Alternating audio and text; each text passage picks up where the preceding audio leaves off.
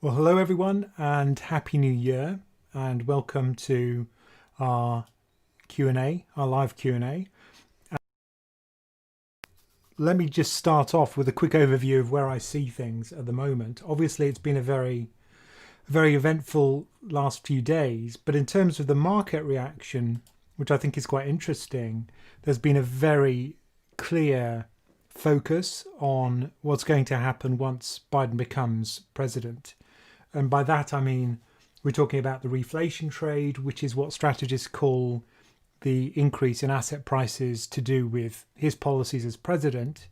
Now, one of the things that we have seen is value funds doing very well. It's nice to see that after the atrocious last several years for value.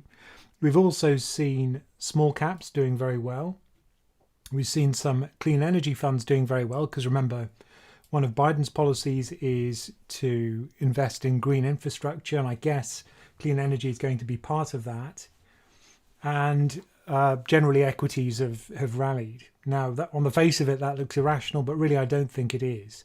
I think the market's looking through this period and looking to see what's going to happen to corporate earnings under the next presidency for the next 4 years, because markets are, after all, forward-looking.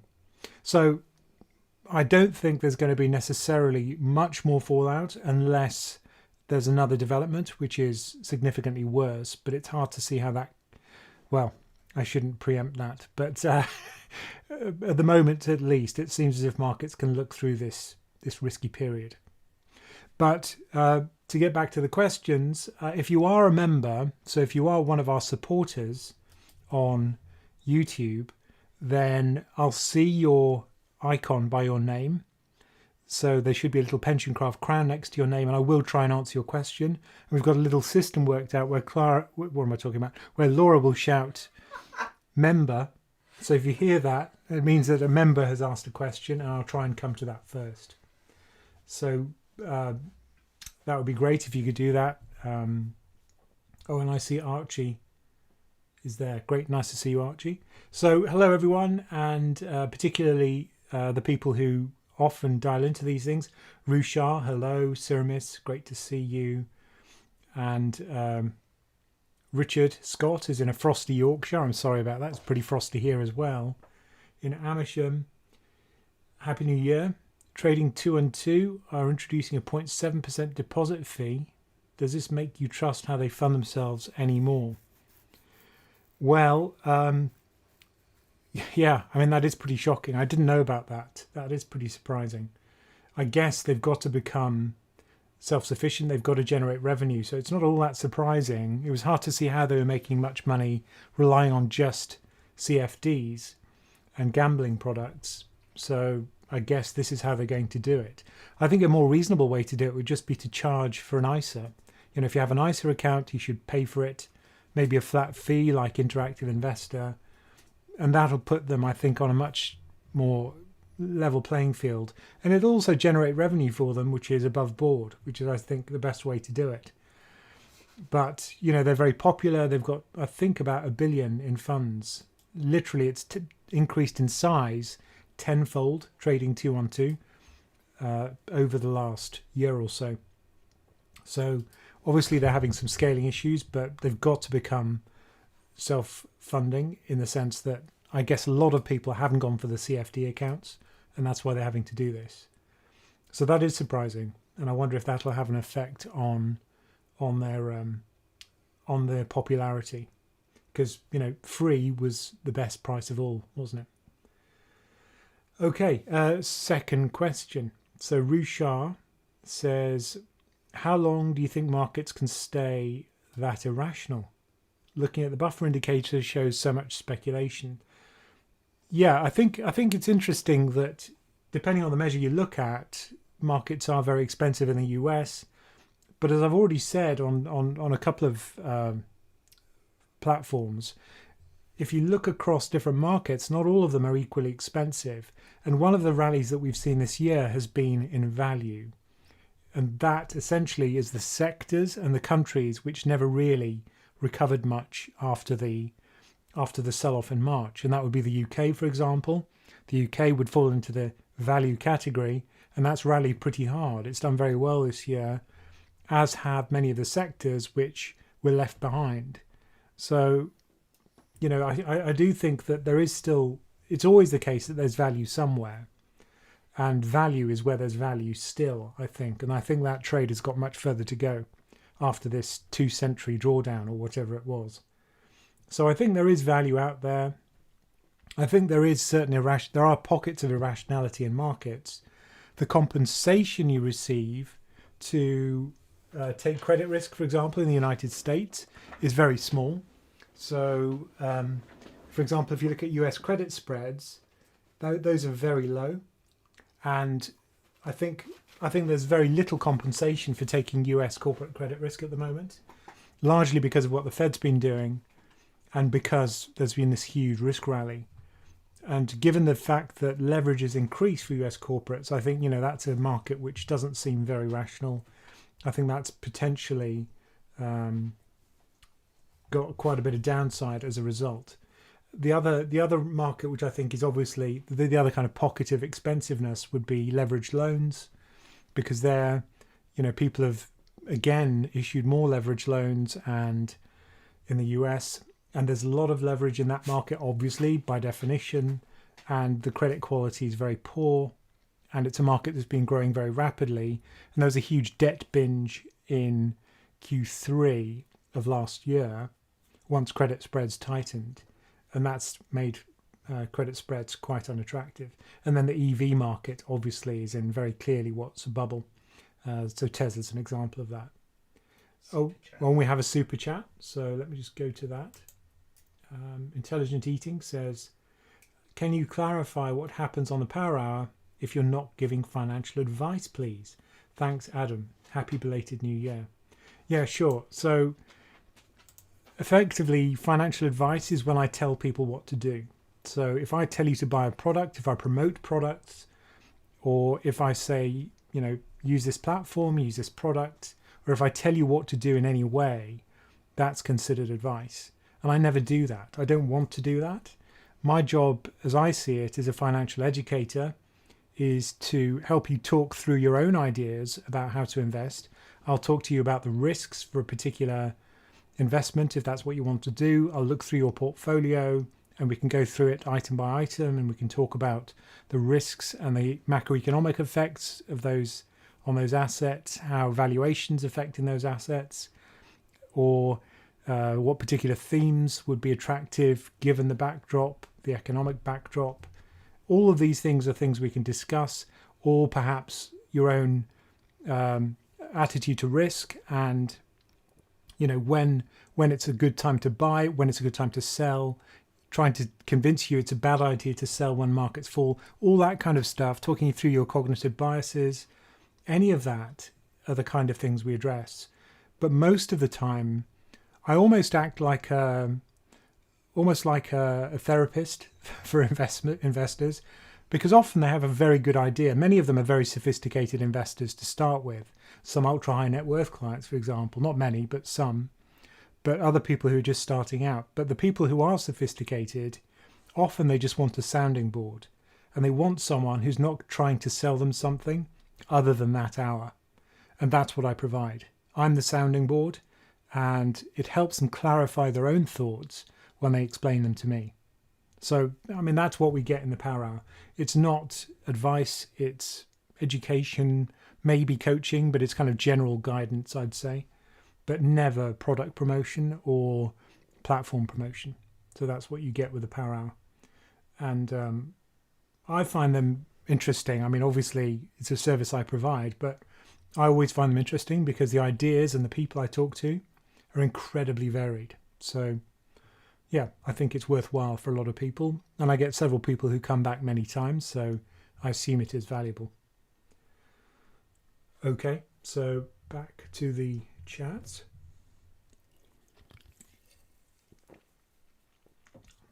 Another super chat. Oh, another super chat. Great. Intelligent Eating again. Second question. Opinion hat on. Do you think we're entering a blow off top phase? From Adam. Thanks for the clarification on the first as to what you do. Well, No, I don't think we are in that phase at all yet. And the reason why I say that is because many of the reasons why we're getting a kind of dash to trash and everything rally is because of the stimulus. And given the current Biden administration's policy, they're probably going to increase the stimulus. And remember, the fact that two Democrats have won their elections in Georgia suggests that they're going to, well, obviously they're going to have control of the Senate, which makes it much more likely that Biden's going to be able to pass more of his policies than he would otherwise. And that means more stimulus, because that's what he said he's going to do, and I suspect he will, because he has to in order to get the economy functioning again, even for the poorest members of society. Because remember, the people who've suffered most have been those with the lowest wages, those poorest in society, and those who, there was a nice description of it, people who sit down to work versus people who stand up to work. So blue collar versus white collar. Generally, it's a service industry which has suffered the most, and those are the poorest paid people. But the reason why we've had very good asset market gains has been because the people who mostly invest are the more wealthy people who have actually come through this fairly well. They can work from home. They haven't usually, they don't have to have customer facing roles, so they can carry on working, and it's much less likely they'll be laid off. So we've seen a much more rapid recovery of the employment market for those people. And so that means they've got more money, they've saved more money because they can't go out, they can't go on their fancy holidays, and they've got more money to invest. I think that backdrop is still there. You know, we've still got the situation where those people are actually doing okay. They've got that saved up money, and they're probably going to start spending it. So I think that's still supportive. We've still got the Fed in a very accommodative mode. So the Federal Reserve is still buying treasuries. It's still standing ready with many of its bailout programs in order to ensure that the economy is going to be okay and liquidity will be there in all the important markets. And so, you know, with all of that backdrop still there, I think that, you know, I think the rally will probably continue for some time. The thing which could scupper it would be inflation rising. So if we do see inflation starting to rise considerably, that could put a stop to things. Interest rates rising. So either because the Fed raises interest rates or because the market's simply pricing in more growth, if growth surprises on the upside. Because remember, long-term interest rates are driven by inflation expectations, but also growth expectations. And if those increase, then yields will increase, and that's not a good story for things like gold, Bitcoin, tech stocks, which have all seen an incredible rally in 2020. So I think those are the kind of primary risks for the existing rally. But the fact that value's rallying is really interesting. I think that does show a slight sector rotation, or a big sector rotation, compared to the rally we saw in 2020. So yeah, I still think there's upside, but I think we could see those as the catalysts for a change and for maybe a correction, because I think markets have clearly in the US got ahead of themselves. But elsewhere, you know, we're just playing catch up in the UK, for example. Like, share. Oh yes, other code words. Right, so please do like this stream because it helps us. Even if you're watching it in playback, it helps us if you just do a like on the channel and on this video and on this video. Or why not share this? Because you can actually share it on Twitter or Facebook or however you like to share these things on social media, because we've still got 45 minutes to go, and so plenty of time for your friends to log in and ask a question. Member, hello. Yes. Oh, member, hello. Yes. Let me check on my a very well worked out system. Talbot Sunbeamer, hello. How are you doing? He says evening all. But Talbot Sunbeamer made this incredible, this very good joke about the spam comments. So yeah, thank you for helping us police our channel against those spammy cryptocurrency comments where they try to sell questionable cryptocurrency brokerages. I don't know exactly how they extort people, but they probably are. So yeah, thank you for that, Talbot Sunbeamer, and hello. And we'll go back to the questions.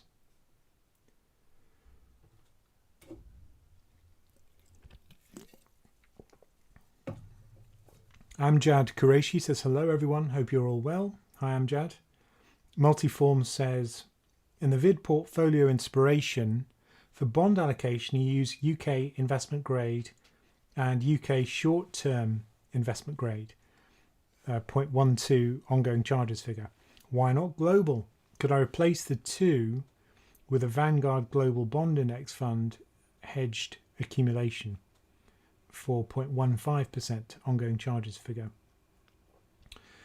I guess you could. I mean, the reason why I chose those particular funds was because they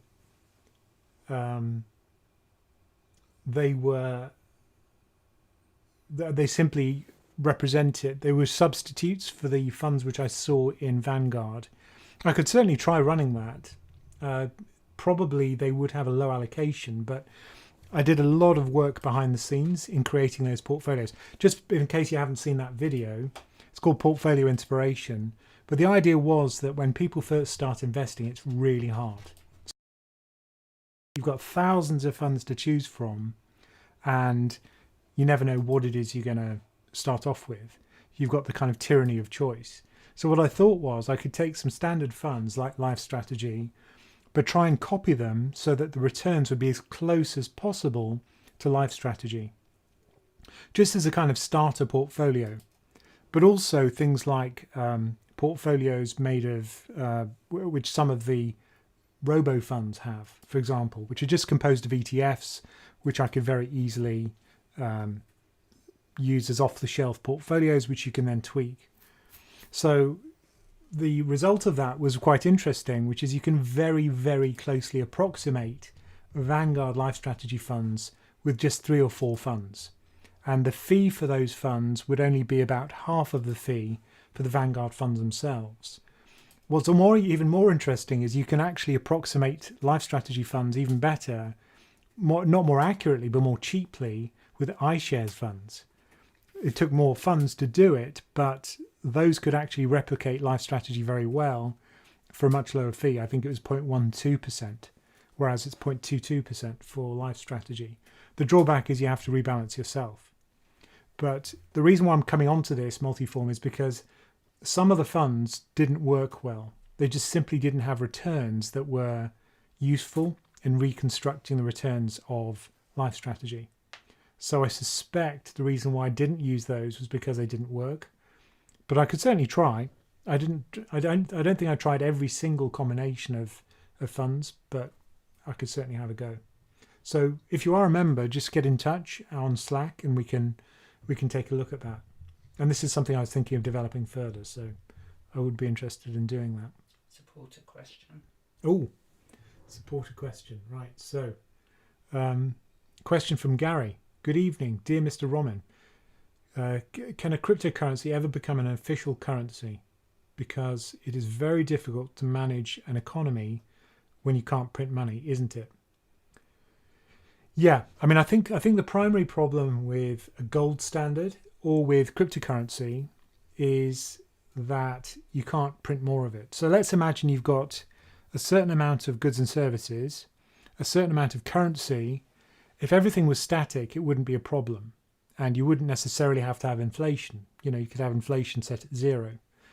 But if an economy is growing, then your money supply has to grow with it. If it doesn't, in fact, this is one of the points which I thought was quite funny. Elon Musk was saying we'd have cryptocurrency on Mars. So once we have Mars colonies, we'd have cryptocurrency. But of course, if you imagine that you're creating a new society on Mars, presumably that's going to be growing very rapidly. The GDP on Mars will initially be very high, just as it was in the New World when British colonies were set up in the Americas. So if that's the case, then you'd have more goods and services being generated all the time, but there'd be no increase in the money supply to pay for those things. And that would be a deflationary situation. So you get very large deflation when you can't grow your money supply in line with your economy.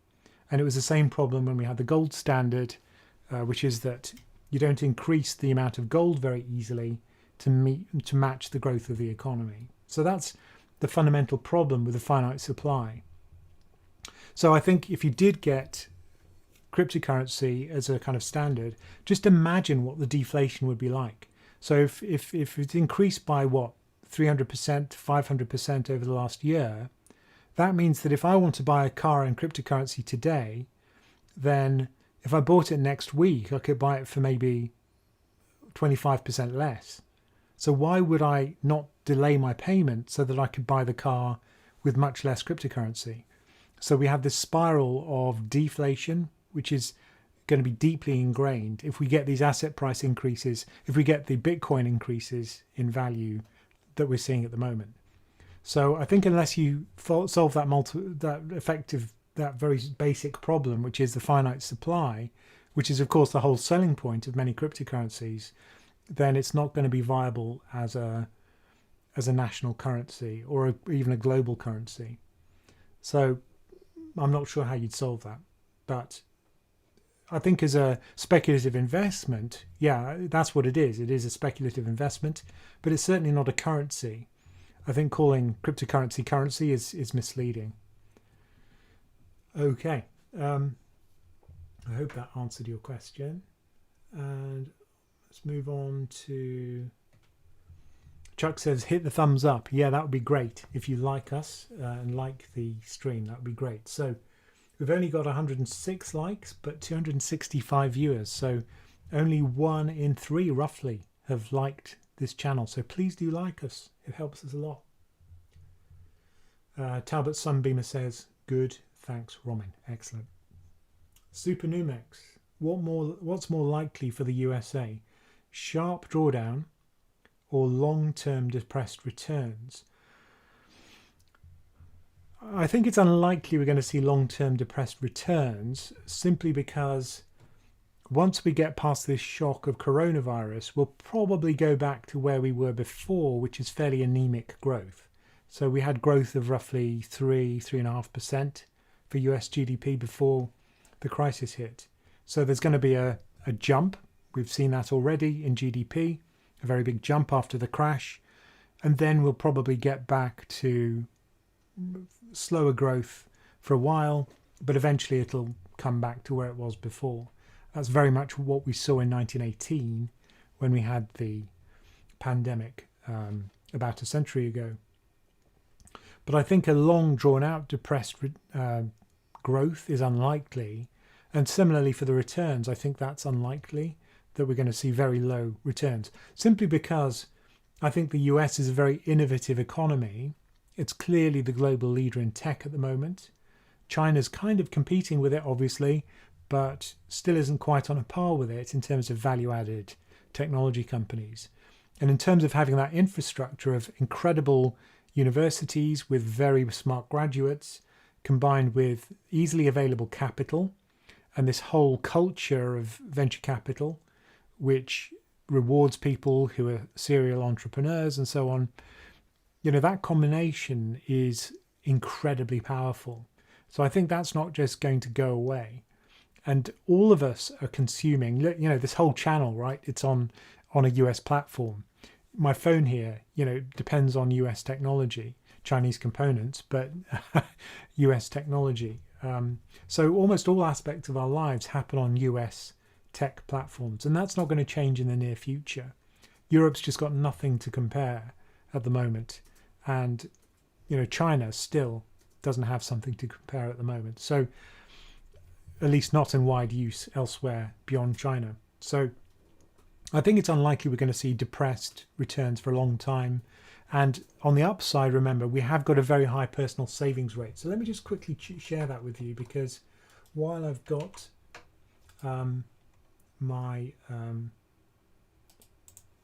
while I've got this in front of me, let's just quickly go through it. So this is the personal savings rate in the United States.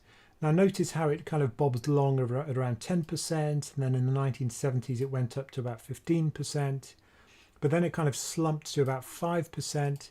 But then look what happened during this crisis. The savings rate just went through the roof because people couldn't go out and spend on things, whatever it is they wanted to spend on.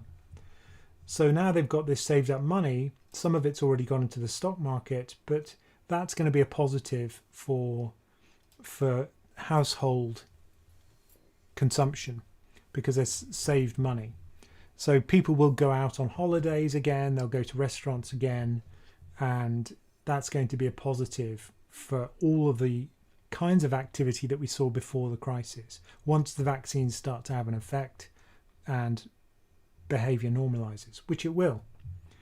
But I think the other thing to bear in mind is that it's not going to happen very quickly unless this uptake of the vaccine is beyond that kind of 60% limit, because that's what it takes to create herd immunity. So I think that's the big worry at the moment, which is that we're going to get slow uptake or slow rolling out of the vaccine, and consequently there could be the ability of the virus to carry on spreading. So I mean, I think that's the kind of risk scenario, which is that low uptake of the vaccine or mutation of the virus so that the vaccine becomes ineffective, and suddenly, you know, the bets are off in terms of normalization. So yeah, I think the US probably will recover. I think there's a lot of upside because of that saved money, plus all the credit that was issued is going to be a positive while rates remain low. So corporate balance sheets are now pretty healthy in the sense that they've got cash, but they also have more leverage. That's only a problem if their revenues stay depressed or if interest rates start to rise, because then suddenly all these companies, which are effectively zombie companies, will not be able to service their debt. And then we could get a credit problem as a direct result of the credit binge that we had last year. But if that doesn't happen, if we do get rates remaining low and we do get normalization of activity, then I think there's a lot of upside for US equity, but also US growth. So, I mean, that's the kind of upside story, which I think people are effectively pricing in with the equity market rallies that we continue to see. Supported question. Oh, supported question. Okay. And then Surya Brata Banerjee says, hello, Mr. Ramin. What's your thought on the Chinese market, 5 and 10 year time frame? Are active funds better considering its nature? Okay, I think the Chinese market's an interesting one. If you actually look at its percentage in terms of global market cap, it's fairly small. It's around 5% of global equity. If you look at something like MSCI All Country World Index, so fairly small weight still, bigger than it was, but still small. And in fact, yesterday I had a power hour with someone who's a technologist who was saying that he wants a kind of barbell portfolio where instead of having 55% US, which is the default if you just go for market cap weighting, he wanted to reduce the US to say 45 and then boost China by about 10%, because he sees China as a source of new technology. And, you know, all the next generation of tech companies, you know, the equivalent of Alibaba, but, you know, Tencent, all those companies, the next generation of those he sees coming out of China, and he wants a slice of that as well. So he wants to have a higher China allocation as a result. And this is the exact conversation we had, whether it would be better to go for a passive exposure to China or active. And I think there are now some China A-share ETFs which you can get, which give you fairly cheap access to the Chinese onshore share market. So if those are available, then a lot of the arguments for buying the entire Chinese market apply to buying the entire US market, because by definition you'll be backing the winners as well as the losers. But over time the winners start to make up a larger proportion of the index. So as long as you keep your fees low, just like you would for development, for investing in developed markets, I think that's probably the best way to go. I'm not convinced that active funds will outperform, say, so active China funds will outperform, say, a straight Chinese equity tracker. But I think the data on that is much less available than it is for the West. We'll have to see what happens. Maybe that's a more efficient market. Maybe the developed markets are more efficient, which means it's harder to beat the market. That was the argument by many active investors. But if you actually look at emerging market funds, those are the ones where you see some of the worst underperformance of active funds, certainly in the UK. So over a 10-year period in the UK, for example, 95% of global equity funds underperform. So we'd have to collect more stats, I think, on emerging markets, on active and passive funds to see whether active's going to outperform, but I doubt it. It will be one of the few markets where that would be true. But on the other hand, there is a lot of misallocation of capital in those markets, a lot of corruption. I love the reports from Muddy Waters, and I love the interviews with their CEO, who talks about those inefficiencies and the corruption, and also the poor reporting of financials. So, maybe there is a case for active there, but personally, I'm not convinced. And there was a super. Yeah, I slack it to you. Chestad. Chestad, nice to hear from you again. Chestad says US insurance company stocks are up. Is this due to expectations of higher interest rates? What are your expectations for US Treasury interest rates? Yeah, so let's have a quick look at US interest rates just while we're on the subject. And let me just switch to that. So this is the US 10-year Treasury rate. Can you see that? So this is the 10-year going all the way back to 2016.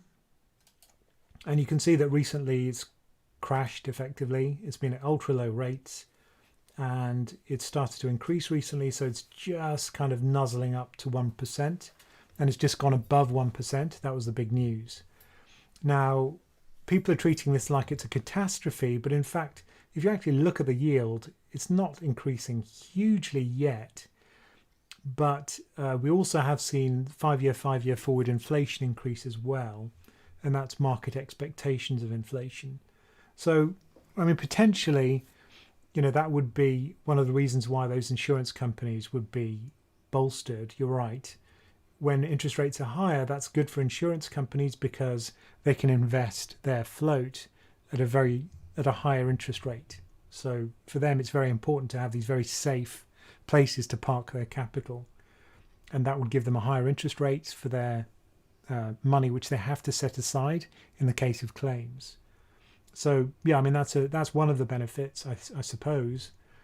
But also, I mean, it's part of the greater risk appetite that you see, which is kind of felt in all different markets. But insurance companies are cyclical. They are financials. They're cyclical, and other cyclical stocks, other financial stocks will probably also benefit from greater risk appetite and greater growth. So I suspect it's part of that same backdrop, which is greater growth, higher interest rates, which is good for banks, and it's good for insurance companies. So cyclicals are the place where, let's say the vaccine's incredibly effective and we start to see very strong growth, and all these personal savings and the corporate cash, which is now being injected into the balance sheets, if that starts to heat up the economy, then it could be that cyclicals could be in for a very good ride, as could small caps. And that's almost precisely what we've seen in the first week of this year. But of course, it's early days yet. A lot could happen to kind of stymie that rally. Oh, I see we've got another question. So let me just stop this share. It's also a supporter question afterwards. Oh, okay. Right. So the question is from Barish Palaska, who says, stock market looks scary to me. How does it make sense to have a more conservative portfolio does it make sense to have a more conservative portfolio and wait for the drawback crash and increase the risk when the market is down? Also, does it make sense to have an 80% bond portfolio with the current low yields? Yeah, who'd do such a thing? Oh yeah, that's me. So no, I mean, don't do what I do, right? Because, I've got very little knowledge. I mean, I have no knowledge of what's going to happen to markets. So don't copy my portfolio, whatever you do. Personally, I'm still cautious because I think it's going to be a choppy recovery. I think I probably will increase the amount of risk I've got in my portfolio, but not massively.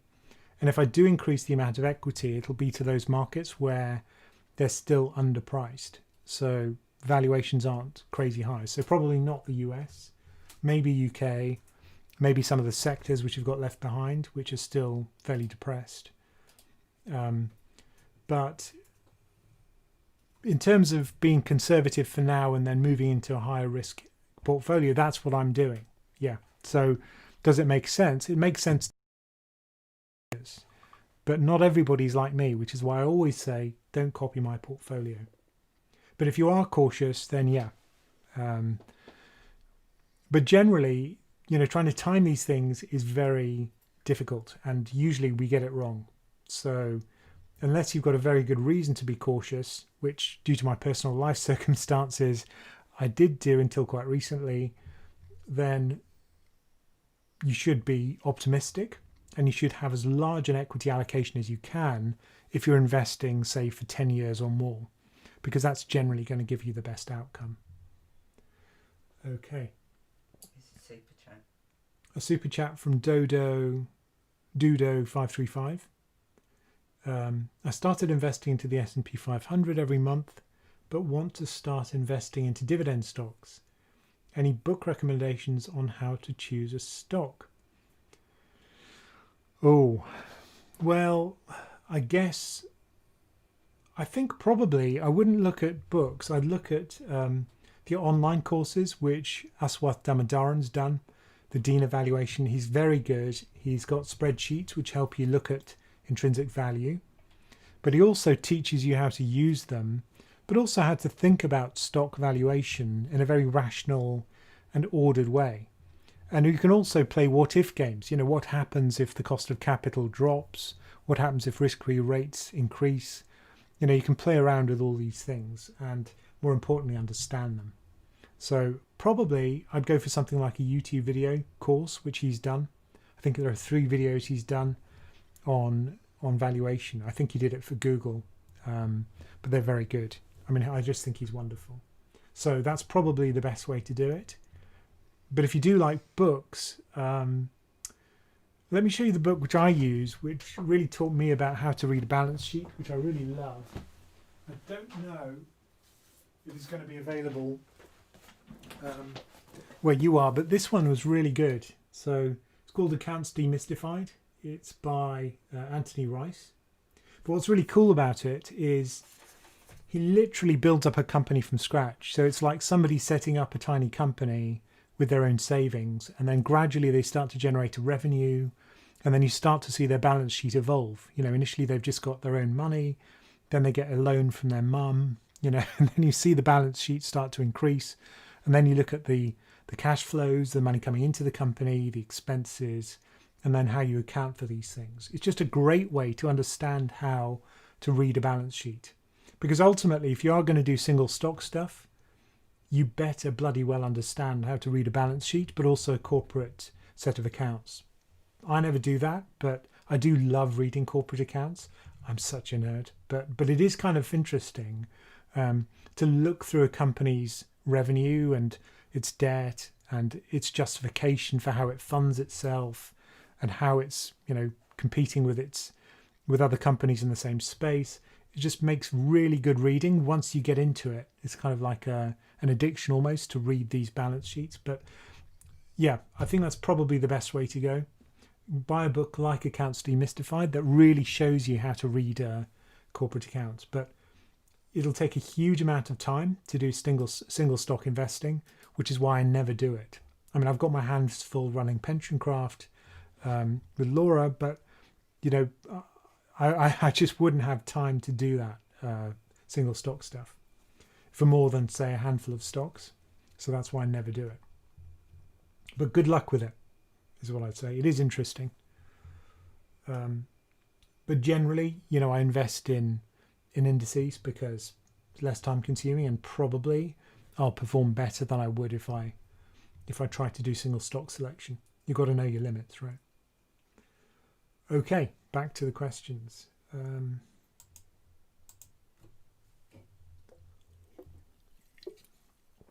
So 331 concurrent viewers, only 172 likes. So please do like our stream. Even if you're watching it in replay, it helps us.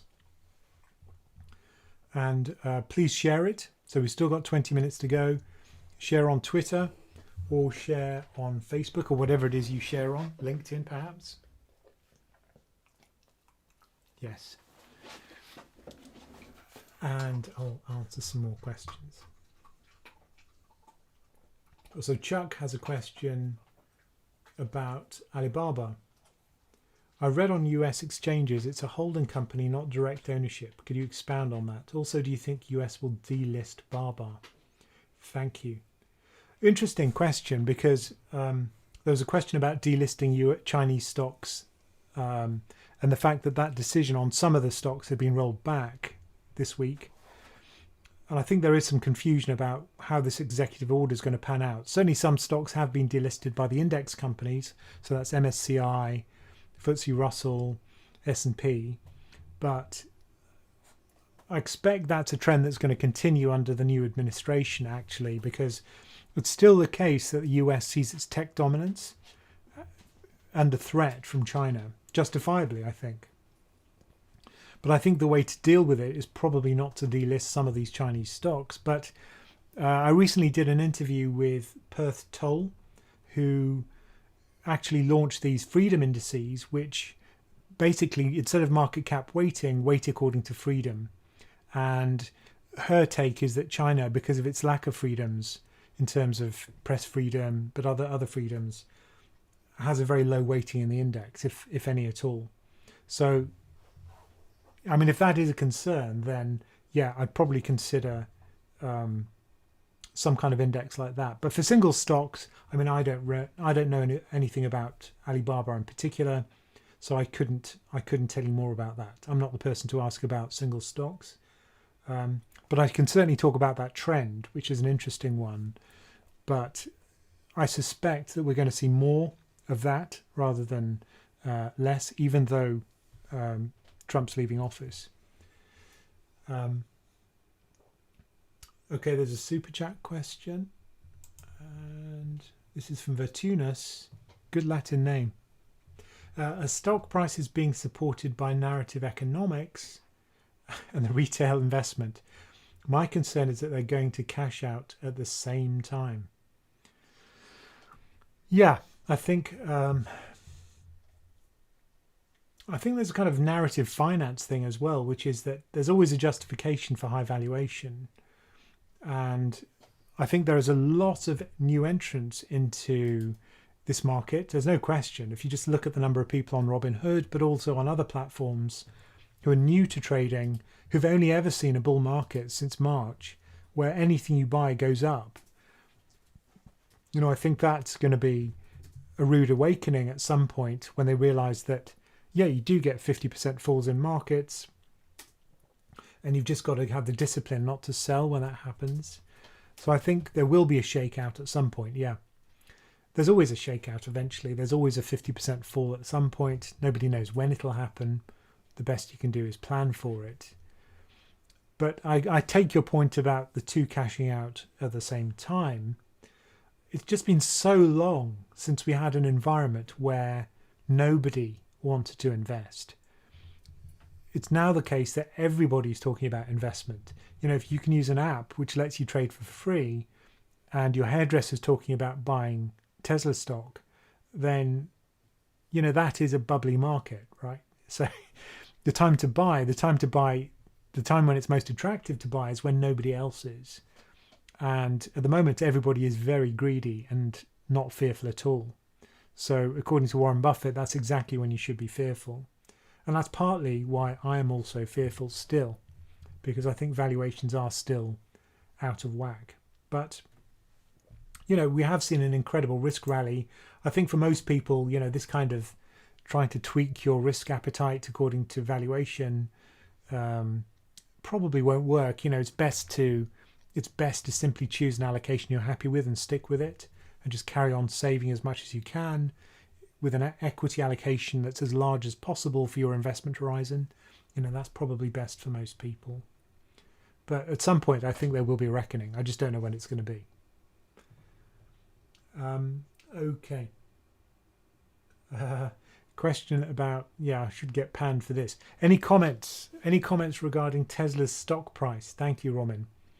I did talk about this in one of my recent videos, a quite popular one on ARK, which is the very popular fund by Cathie Wood, because that depends heavily on Tesla. It's got a roughly 10 to 12% allocation for Tesla.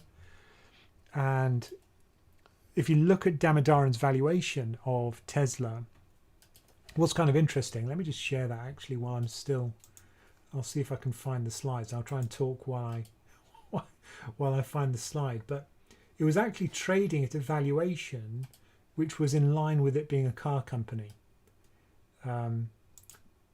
So that was true until 2020, the rally in 2020. And after that point, it just went ballistic, and it's now trading well beyond the most ridiculously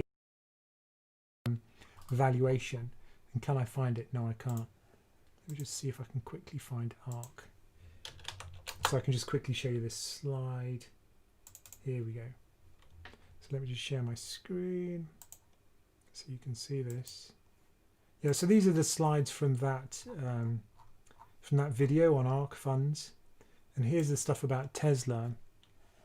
So you can see their allocation is something like 12%, 10%, 10% in 3 of their funds. But if you look at the valuation of Tesla, it kind of varies according to, I mean, Damodaran did these 4 scenarios. Is it a big auto company? That's the first narrative. Is it a techie auto company? Is it a fangy auto company?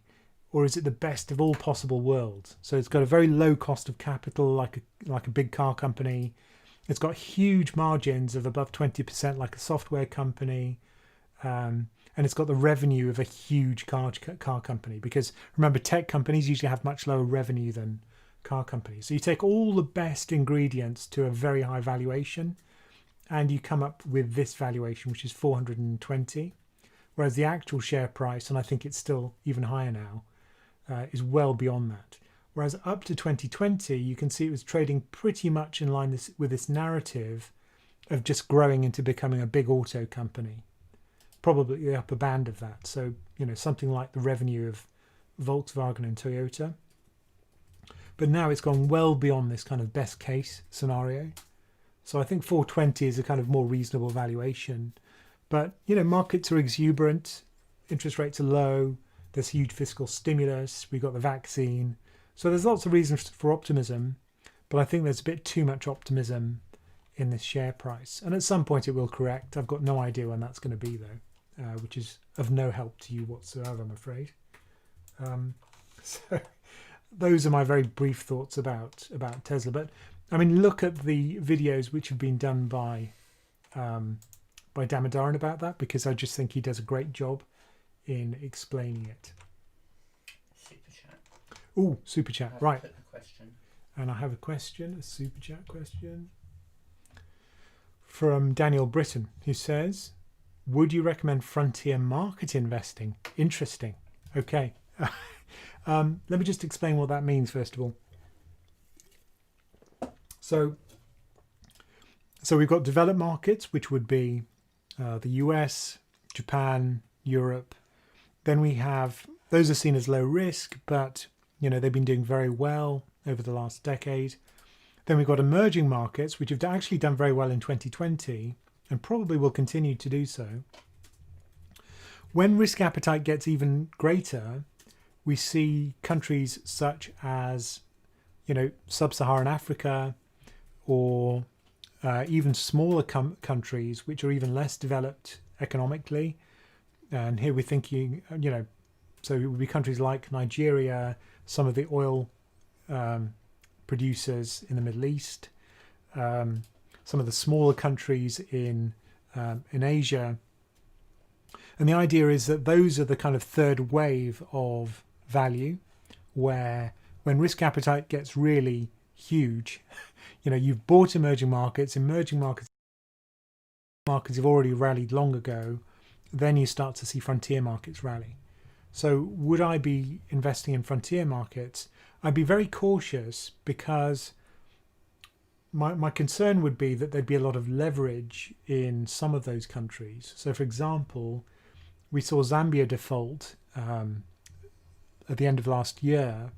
So if you are going to invest in one of these countries, I'd be careful about worries about political stability, the fallout from the virus, because remember, whereas we can buy vaccine to vaccinate many of our population in the West, in developed countries, and also in emerging countries, in frontier markets, that's probably not going to be available.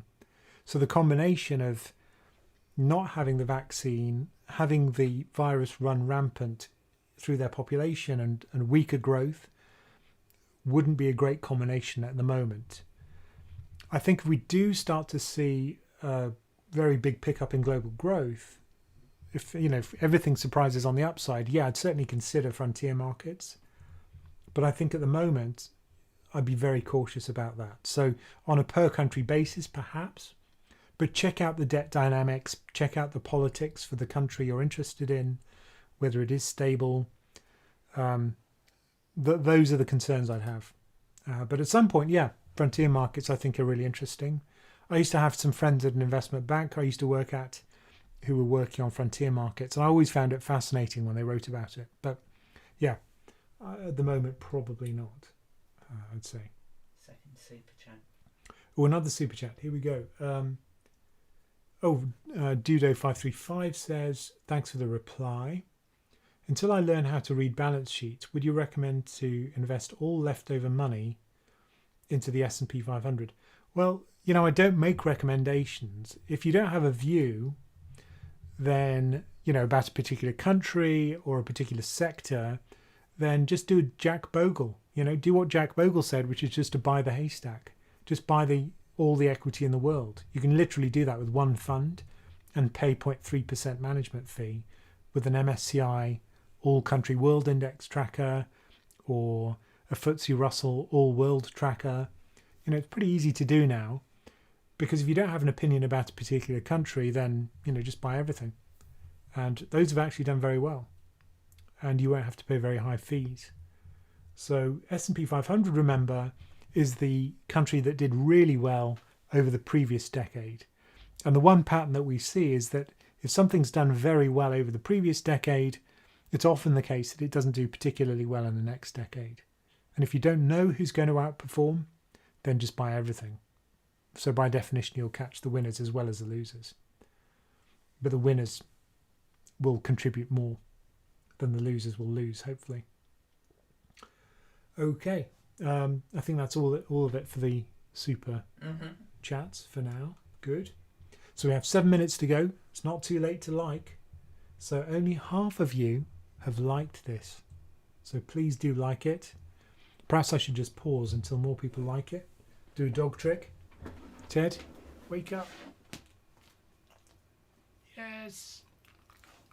Is that nice? Good. So please do like the stream. That would be great. And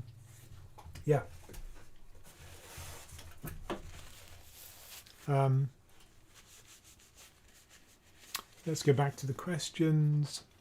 And so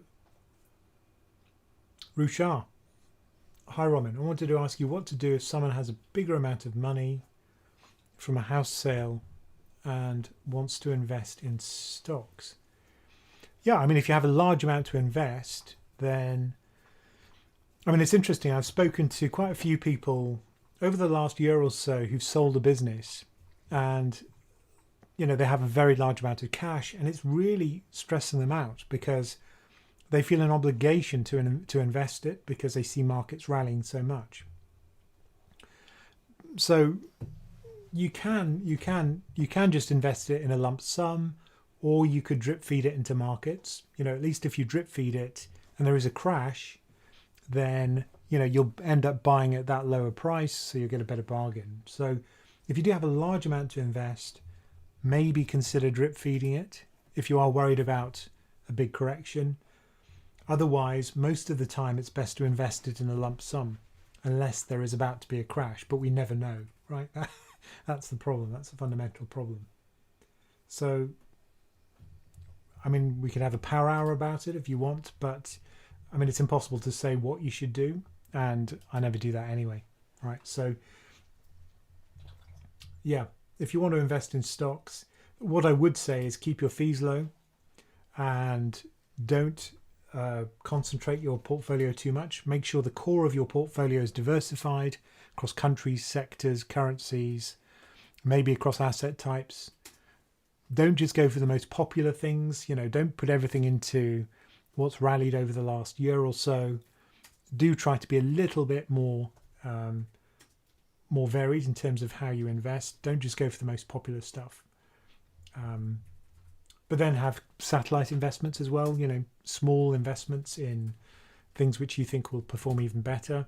So maybe a little dabble in cryptocurrency, but that shouldn't be a big part of your portfolio. The core should be diversified and cheap. Okay, Musa Absi says, any similar stories in the past similar to what's happening with Tesla? Yes, many examples of what's happening with Tesla. I did a video recently about which included the bike craze, the bike mania, the bicycle mania in the UK, where where I just saw a comment where someone so in the UK what happened was people had penny farthings. That was a new innovation, but it was very impractical, it was very uncomfortable, it didn't have a gear. But then people invented the safety bike, and literally the streets were covered in these safety bikes within a very short period of time, making safety bikes. And it was a kind of investing craze, and there were hundreds of companies which made bikes. But then there was very rapid consolidation, and we saw many of those companies actually went to the wall. So just as we're seeing with electric cars now, we have lots of investment in a proliferation of companies that make these electric cars. But then for every Tesla, you have a Nikola. So just be cautious about buying into these fads, because usually people get carried away and they overpay because of their exuberance. So I think, is there value in Tesla now? Unlikely. Or it's very difficult to find value in the electric car sector anywhere at the moment. But I'm certainly not a sector expert. I'm not the person to talk to you about single stocks. But yeah, there are many analogies for that boom. And then we had the canal craze, we had the locomotive craze. In the US, we had the whole reason why S&P and Moody's was set up was because of repeated bankruptcies in the debt market to do with the US railroad, because everybody wanted to buy railroad companies in the 19th century, and they wanted a way to see how good the bonds were. How likely is this company to go bust? So that's how Moody's and Standard & Poor's were set up. It was to help people choose where to allocate for their credit. Right. Support a question. Oh, support a question. Barish Palaskas says, I work at PLTR, that's Peloton, is it? And I cashed out a large chunk of my equity, or Palantir, I think, on the day of the IPO at $10.13. Smart. Afterwards, you know the story. Does it ever make sense to hold in this scenario? Is it too much risk exposure? Yeah, I mean, I used to work at an investment bank, and we always used to joke that receiving options wasn't great because you're already long the company. Yeah, if the company does badly, you're going to lose out because you may lose your job, and you may get a very bad bonus. So it does mean you're hugely concentrated in that sector, in that stock, if you work in the sector yourself. So I mean, I have heard stories about people doing very well holding on, but my experience at that investment bank as well was the options didn't pay off very well. So so so yeah, I'd just be cautious about having too much concentration in any one company. And again, you know, I've spoken in Power Hours to people who work for an oil company, for example, or worked for an oil company, and they had a huge exposure to oil, which meant it was the key thing was diversifying away from that. So just be careful about having too much concentration in a particular sector. But still, if they're giving you options, great. But once you can vest them, you may be better off diversifying at least some of it. Well, you've lived through that anyway, right? Okay, so I think we're about there. We're 1 minute past 8, so I think we'll probably wrap it up there. Not too late to like us. You can still like it in the last few moments. That would help us a lot if you do. Remember, you can sign up for a power hour with me, 1-to-1. It is a valuable thing, people tell me, and I do enjoy them a lot. It's great to have that interaction with you, 1-to-1. Or you can join our community, so you get access to Slack, lots of content which is only available to members, lots of video explainers, and create one new one every week. On Patreon. And you can do that by signing up to Patreon. Just go to patreon.com/PensionCraft. There'll be a link in the description. And you can always end your membership if it's not useful. You only pay for 1 month at a time, or you get a discount if you pay for a whole year. So please do join us. It would be great to see you. And then we can have these calls on a Sunday evening with fewer of us. And I usually answer every single question, whereas I can only ever answer a small fraction of these. So I think the membership is quite useful. Or support us on YouTube. You can do a YouTube support now. So you can just go to YouTube. In the description again, you'll see a link to support us on YouTube. But there you just get the joy of knowing that you support our work. Brilliant. Anyway, so if we do get 100 members supporting us on YouTube, 100 people supporting us on YouTube, we will do a YouTube live only for our YouTube supporters. So just bear that in mind. We're currently, I think, at 48. So we're about halfway there. So if you do support us on YouTube and we get to 100, tell your friends, and then we'll do a YouTube live just for you. And that could be a regular thing. Anyway, thank you all for joining us. It's been great to have you on the call. I hope it's been fun. I hope you found it useful. And consider signing up for our free weekly market roundup, our community on Patreon. And whatever happens, have a great 2 weeks, and we'll see you in 2 weeks' time. Have a great time, everyone. Bye-bye.